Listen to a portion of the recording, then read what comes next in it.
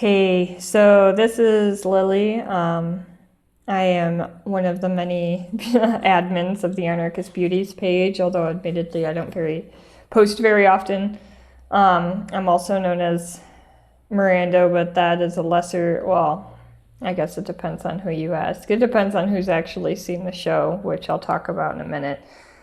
But yeah, I am one of the admins. I wasn't in the original call because I was a little bit sick the day that it happened, but I've been asked to make a sort of an intro video and tell you guys a little bit about what I'm about and what I bring to the Anarchist Beauties table, so to speak. So yeah, I should probably just start with a bit of my story. One of the questions that I was sent to answer for myself is how I became an anarchist.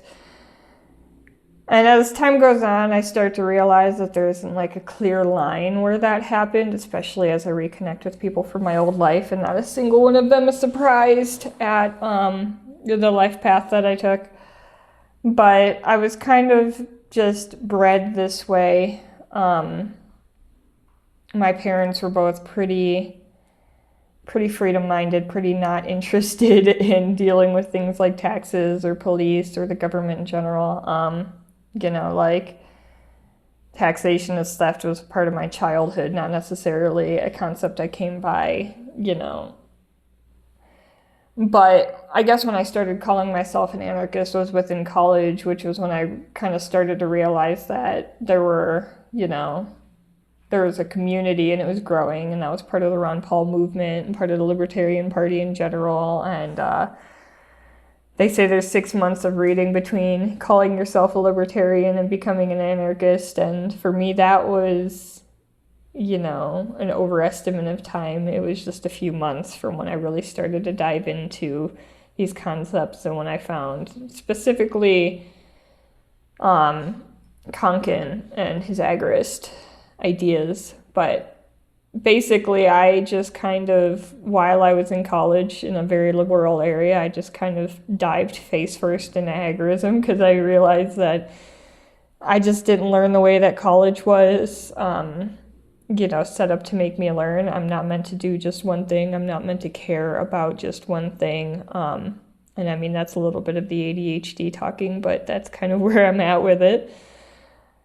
So I said, fuck it, and I started just kind of trying things, and by the time I was 22, I was arrested, and then I moved to Mexico illegally, and then there was a whole ass HBO series that kind of came out about it.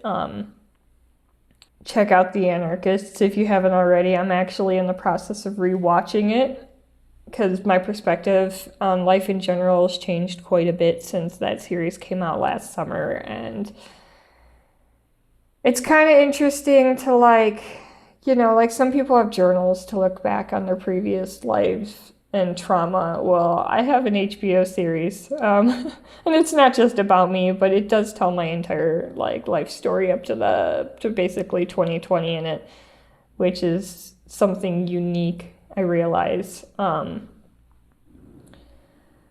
yeah, I became known in this movement. I was following a lot of the people that were going to Anarcho-Pulco, especially in the early days, and I became, part of it all by just coming to Anarcho-Pulco, getting some good advice from Jeff Berwick on how to cross the border illegally, which worked. And it's been a really crazy ride for anybody who's paying attention.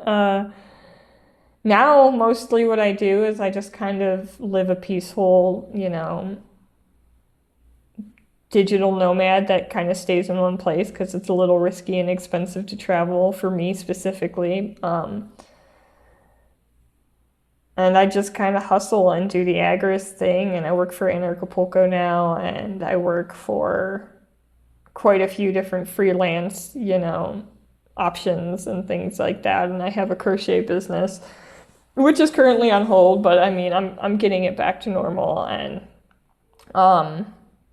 it's one of those things where I've just tried to, instead of being the keyboard warrior and complaining about what I don't like to see in the world, I've just tried to live it, and definitely have faced some challenges but I've also, like, the life that I've managed to build for myself is really beautiful. So that's kind of what I bring to the table, is the perspective of not just somebody who sees the problems in the world and can complain about them, but somebody who's tried to, like, live replacing those systems. And when I really think about all the things that I've been through, which I've kind of been doing recently, I mean, I've lived like several lifetimes. I'm only 30 years old as of February, and I have lived several lifetimes just in the last 10 years, it feels like. You know, I've done the off-grid thing. I've squatted. I have begged for money, literally. That's how I got across the border. I've done the fugitive thing and somehow managed to get a little bit famous and well known for it. And, you know, it's been quite a journey. So, like, the things that I will bring to the table as far as this podcast is concerned is firsthand experience, you know, like, what is it like to really just leave your home country with nothing, you know, because I crossed the border with $50. What is it like to try to build a new life in a foreign country with no knowledge of the language or the customs or money or jobs? You know, most people that come here, you know, they have some sort of online job, which is the smart thing to do. Like 4 years ago, 5 years ago, sometimes people would message me saying they were in similar situations, that they wanted advice, and I'd give them a whole guidebook on how to leave legally. And now when people message me saying they want to do what I do, I just kind of tell them don't, because it's hard. It's not fun. I am actively working on getting my cannabis charges dealt with in the United States so I can diversify my life in a way to, you know, where I can triumph over all of this shit that I've been through. It's held me back in a lot of different ways. So it's just been a process of, like, you know, trying to survive and trying to live by these principles that, you know, so many people preach about, without getting totally squashed by the man. And, you know, it's a complicated balance between cryptocurrency and community and luck. I can honestly say I wouldn't be where I am today without the Anarcho community, and that was kind of evident this year. Like, Anarcho, since the end of that series, the HBO series, implied that it kind of died. And, you know, it was never the same. But, like, Anarcho was reborn in 2020, and it became something more serious and more healing and, to me, more special. The best Anarcho have been since 2021 or 2020, and it gets increasingly better every year. And this past one, we kept saying something along the lines of, we opened a portal, because that's what it felt like. The amount of transpersonal, you know, transformation that I experienced this year compared to, you know, when I first came in 2016 is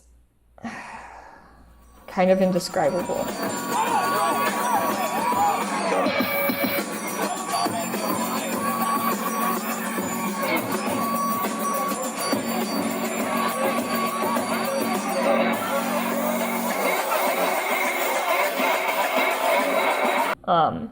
And it's partially because of the team that we've built. Like, the team behind Anarcho at this point is one that works well together, that loves each other. Like, I have people that are family, you know, like, I got a matching tattoo with Cat Bone and Dean this year, you know, and that's because she and I, since our friendship began, I think in 2017, we have been through pretty much everything a friendship could go through and more. And, you know, I have family in her for life. And then the other people that we have managed to attract with our dream team, as we call it, Vibes, it's something really special. And people can hate on, you know, Jeff Berwick and all they want, but he has given the space and the platform for people who are otherwise extremely isolated to really come together and really get to know each other and to network and to have opportunities together that wouldn't otherwise exist. And without it. So like, that's kind of what my life has been like for the last many years. Like this year was my 8th Anarcho that I have attended, the 9th Anarcho that's happened, and next year is our 10th year, and it's kind of hard to believe. But it's, it's what makes my lifestyle possible.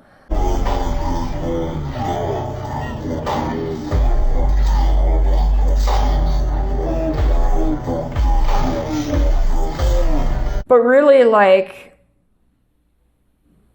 Mexico in general is also what makes my lifestyle possible. Like, I wouldn't have come here if there wasn't a community here, but I have stayed here and I have stuck it out instead of just, going and turning myself in and giving up because of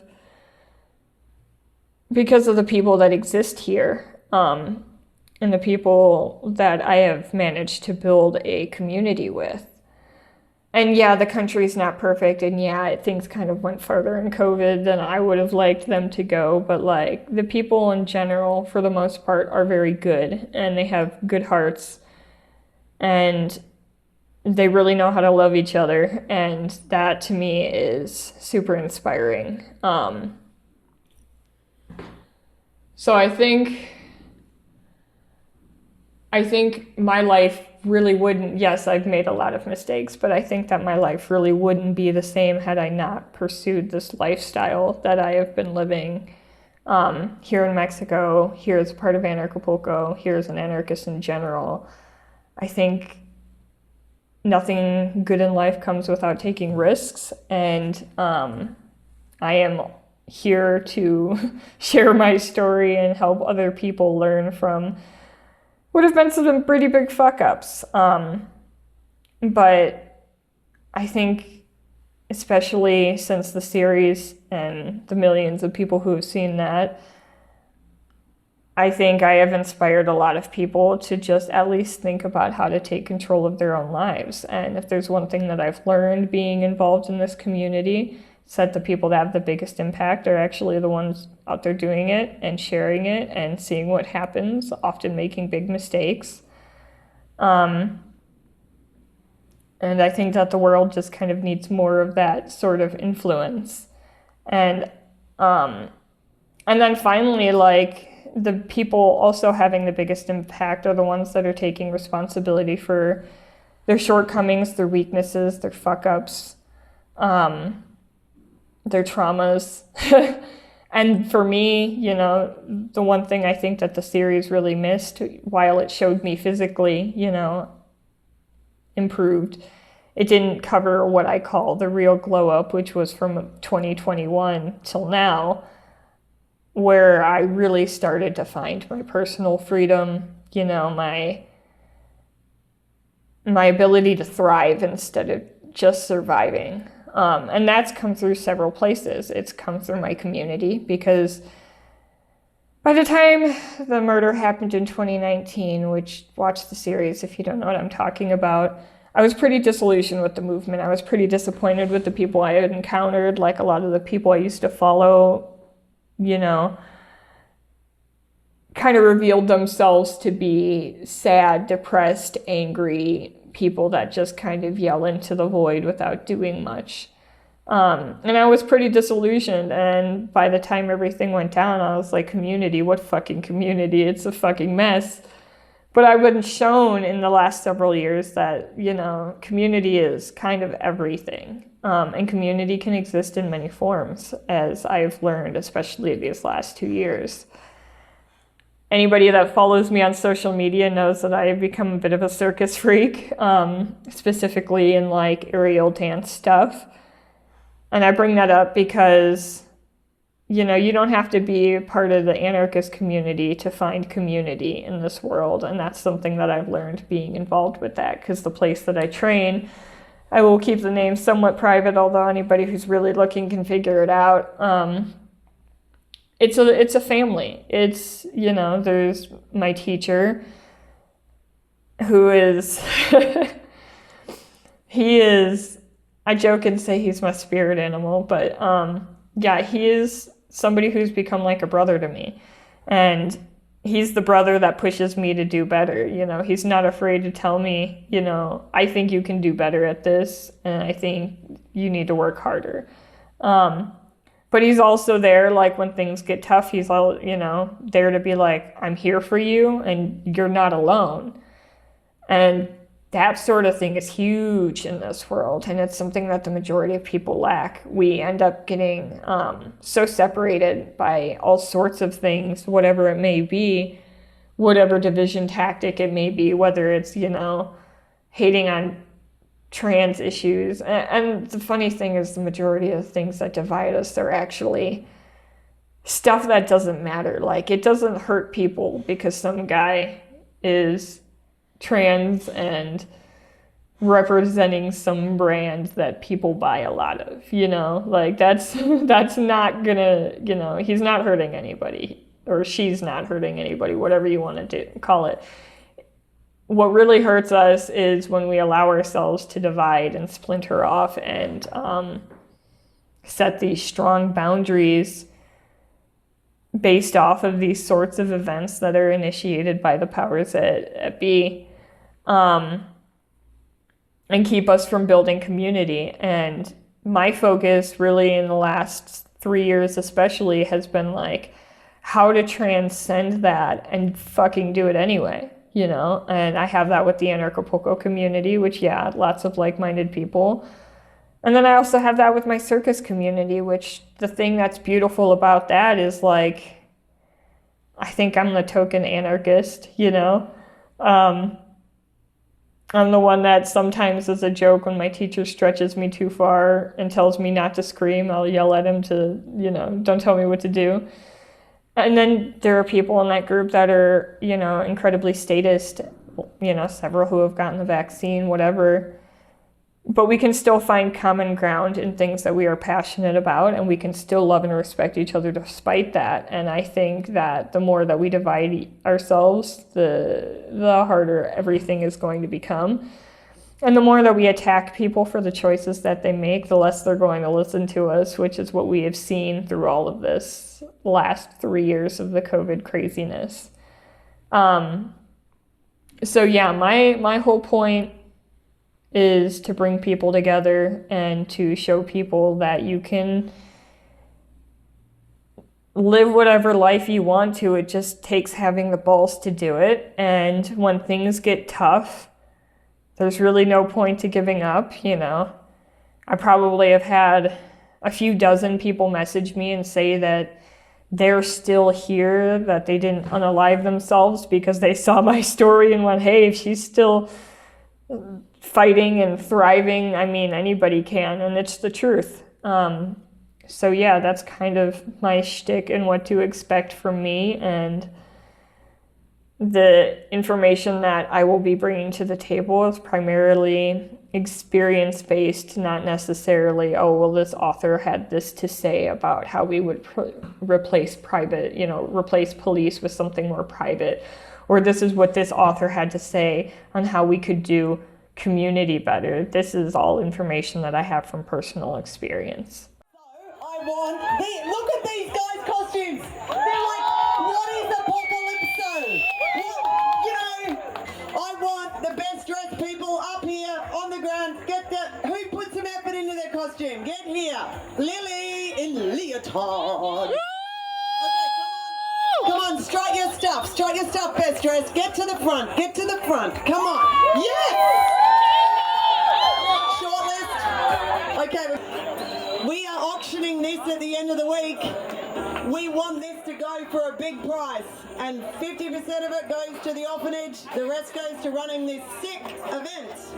So yeah, I think that's it for me. Thanks for listening, and it seems like I will be on the crypto episode, which is coming sometime soonish, to offer, advice like how to get paid in crypto, and don't do stupid things like spend 2 Bitcoin on pizzas like I did back in 2012, 2013, one of those 2 years. So yeah, thanks. Bye.